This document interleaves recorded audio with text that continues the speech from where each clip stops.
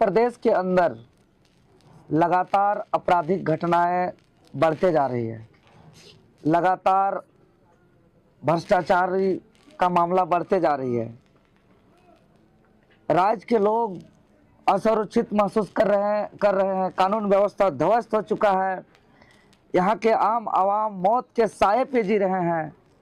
और अगर हम लोग इस पर आंदोलन कर रहे हैं, संवैधानिक आवाज उठा रहे हैं, तो झारखंड की राजधानी रांची के पुलिस प्रशासन और यहाँ के सरकार हमारा संवैधानिक आंदोलन को कुचलने के लिए और हमारे साथियों को डराने के लिए पूरा का पूरा ताकत लगा दिया है। हर प्रकार का धारा, साजिश, षड्यंत्र पूरा ताकत लगा दिया है। अगर पुलिस प्रशासन को ताकत लगाना चाहिए था तो यहाँ का अपराधी को पकड़ने में, यहाँ का अवैध कारोबारियों को पकड़ने में, यहाँ का नियम कानून का पालन कराने में, लेकिन नहीं। शाम होते होते सभी थानेदारों का लगता है कि उन लोग को वसूली करने का जिम्मेदारी मिला हुआ है, ठेकेदारी मिला हुआ है। और माफिया और यहाँ के थाना पुलिस प्रशासन सरकार नहीं चला रही है, यहाँ के माफिया चला रहे हैं, यहाँ के अवैध कारोबार चला रहे हैं। और यहाँ का कंपटीशन चल रहा है कि कौन थानादार कितना ज़्यादा अवैध कारोबार चला सकता है। और ये देखिए, अभी कुछ दिन पहले सोनू मुंडा जी का हत्या हुआ, टाइगर अनिल महतो जी का हत्या हुआ।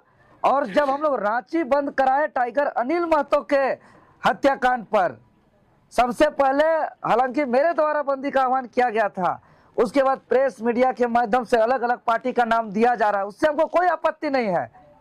लेकिन पूरे बंदी में सभी दल के आए, सभी बड़े बड़े राजनेता आए, नेता आए, आम आवाम आए, हर जगह प्रदर्शन किया गया, चौक चौराहों को सड़क पर उतर करके बंदी कराया गया। लेकिन पूरा बंदी के दौरान सिर्फ मेरा और मेरे साथ रहने वाले 4 साथियों पर ही एफआईआर हुआ।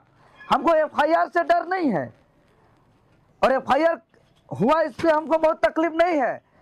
बात यह नहीं कि हम पर एफआईआर हुआ, बात यह है कि और बहुत सारे नेता थे, राजनेता थे, बहुत जगह बंदी कराया गया, तो अकेले देवेंद्र नाथ महतो पर ही क्यों एफआईआर किया गया?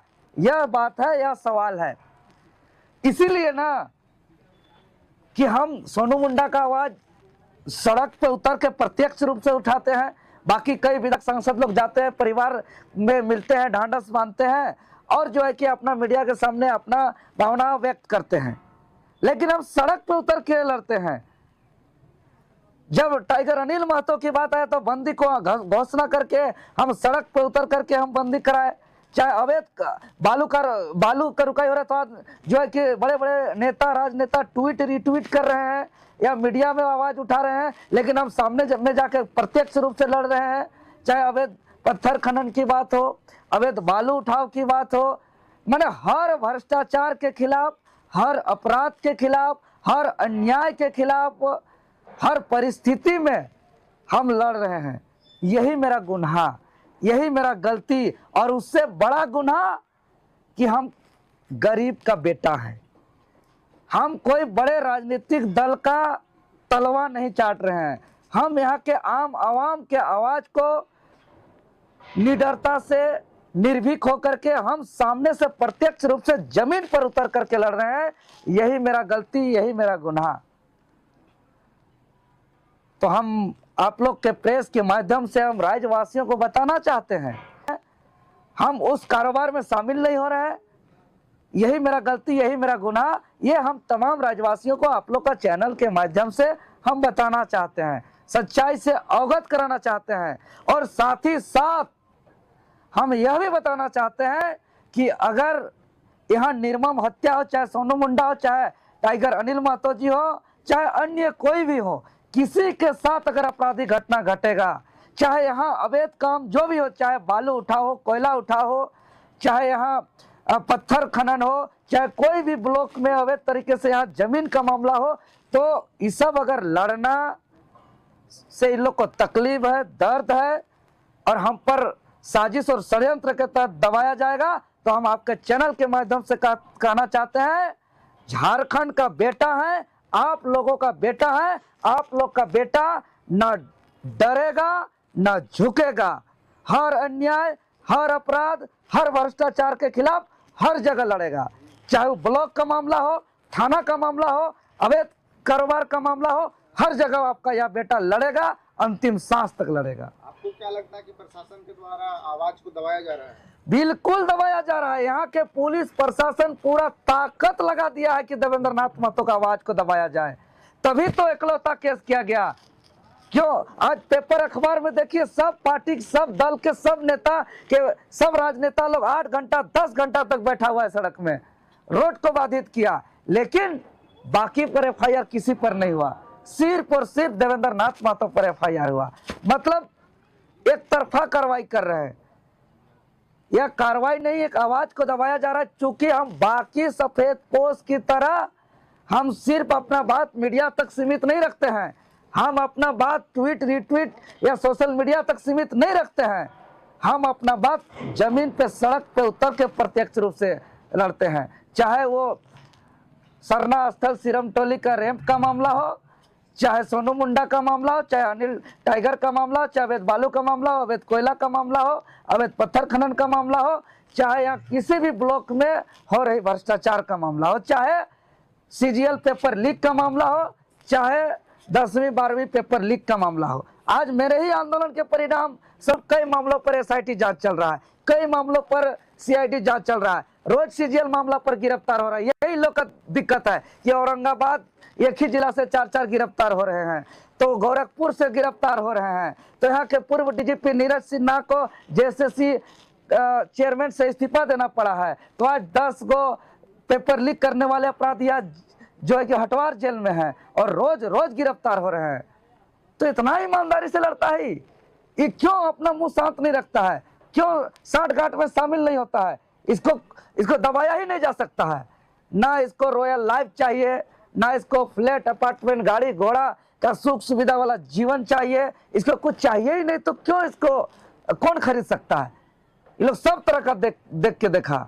चुनाव के दौरान टिकट का ऑफर किया गया, चुनाव के दौरान मंत्री तक का ऑफर किया गया। हम बोले नहीं, हम हारना पसंद करेंगे लेकिन सिद्धांत से समझौता पसंद नहीं करेंगे, हम स्पष्ट कर दिए। तो आपको क्या लगता है देवेंद्र महतो को टारगेट किया जा रहा है?